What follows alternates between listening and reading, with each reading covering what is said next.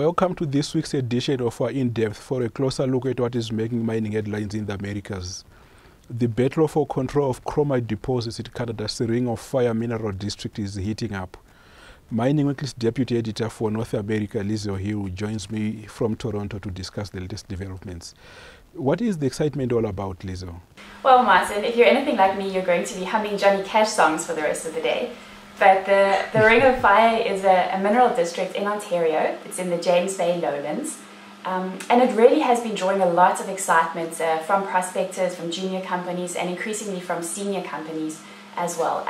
It was originally discovered, or the main discoveries were made when companies were actually out there looking for diamonds. But since then, chromite, especially chromite and nickel, as well as other metals have been discovered. And it really has been drawing, as I said, a lot of attention. In the last 7 years or so, as far as I understand, more than 30,000 claims have been staked as companies all try and get a little bit of the action. The story that we're talking about at the moment, the big news in the headlines, involves three companies. The first two are two junior Canadian companies, KWG Resources and Spider Resources. They were actually one of the first two to be active and exploring in the Ring of Fire. And then the third is a much bigger US miner, a coal and iron ore producer called Cliffs Natural Resources. How did Cliffs come into the picture? Well, just to explain that, I should probably backtrack a little bit. The story really begins with a company called Noront Resources. It's also a junior that's active in the Ring of Fire. They've actually, their most prolific or their most high-profile discoveries have been nickel, but they've also found chromite, vanadium, platinum group metals on their project. And last year, around towards the end of the year, or in the second half of the year, Noront launched a hostile takeover bid for a company called Free West Resources Canada.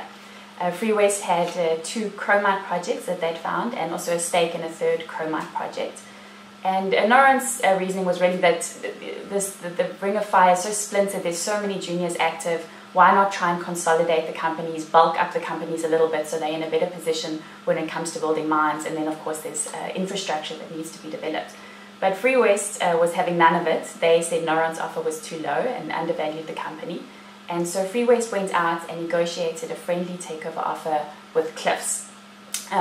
Cliffs' interest in the situation is that they've been trying to diversify both geographically and into new commodities. They were historically really an iron ore producer, but they now produce coal. And so the logical progression for them is to stick with steel-making materials, and that's why they were interested in the chromite in the Ring of Fire.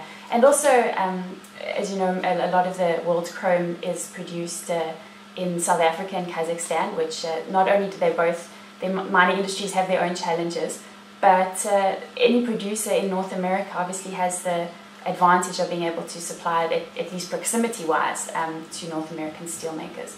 So Cliffs came in, they had a little bit of a bidding war with Noront for Free West, but in the end Cliffs came out and won the day, and so they closed that acquisition earlier this year.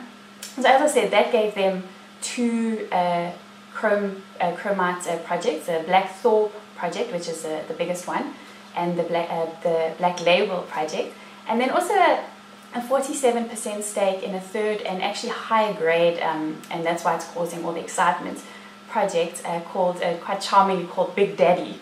And this is where KWG and Spider come back into the picture. They each equally hold, they each hold 26.5% of this project, and they have a combined option to increase that by another 7%. So Cliffs, apparently there's been a bit of negotiation, obviously behind the scenes, and that's been gaining pace in the last couple of weeks. And in the recent weeks, Cliffs came out and they announced that, first of all, they'd made proposals to negotiate a friendly takeout with both companies. And after having been unsuccessful, they're now going to launch takeover offers and just take it straight to the shareholders. So they announced earlier this week that they've launched the Spider offer, and the KWG offer is in the pipeline. There's a bit more paperwork that needs to happen with that one. And what do the smaller companies have to say about that? Well, it seems that the negotiations with Cliffs weren't the only ones taking place, because I think it was just a day after Cliffs went public with its takeover offers, KWG and Spider came out and announced that what they're going to do as this option that they're giving their shareholders as an alternative to the Cliffs takeout is that they're in fact going to merge. And they argue that they've been working together for I think it's almost 20 years in the Ring of Fire, so the companies know each other. They have the experience in the Ring of Fire, and the benefit is if they agree on this merger and they combine their 26.5%, they effectively get what Cliffs is also trying to get, which is control over the destiny of this Big Daddy deposit. Cliffs has said that it doesn't even need to take out both Spider and KWG, it just needs one, because what it wants to be able to dictate or have control over the time frame over which the projects are developed. In fact, Cliffs has said that assuming that it gets control of one or both of these smaller companies, it's going to go ahead and develop its own, that's the big project, its own Black Thor project first, although it's still working on the timelines. And so Big Daddy would probably only be developed a little bit down the line.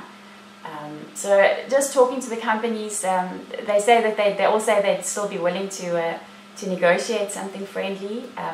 We'll have to see what happens. We'll have to see what the shareholders say. At the moment, KWG and Spider's share prices are actually both sitting round about the Cliffs offer range. So that's also an indication of something. But we'll just have to see how it plays out. Lizo, thank you very much for your time. That was the show for today. Join me again next week for more news and insight on mining in the Americas. I'm Martin Joaquin in Johannesburg.